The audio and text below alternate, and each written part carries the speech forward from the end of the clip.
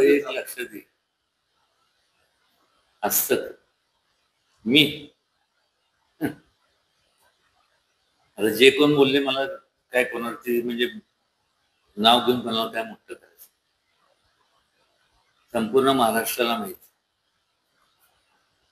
जे माझ्या मनात असतं ते माझ्या ओठात असतं आणि मला काय याच्यातनं म्हणजे काय सवंग लोकप्रियता किंवा हे करायचं काय मला काय कधी विचार केला कसं आहे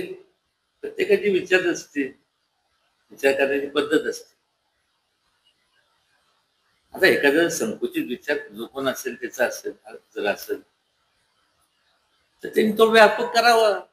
देवाने सद्बुद्धी द्यावी त्या अशा लोकांना की जरा आपलं ब्रॉड माइंडेड थिंकिंग केलं पाहिजे प्रत्येक ह्याच्यात राजकारण आणून चालत नाही आज जर त्या ठिकाणी जे कोण बोलले असतील तर ते आता जे त्या परिस्थितीत हे जे राहतात आहे मराठा समाजात किंवा कुठल्या समाजातले असो कुठल्या धर्मातले जाती धर्मातले त्या तिथे असं बोलले असते प्रत्येकाला वाटतं ना की आपल्याला मदतीचं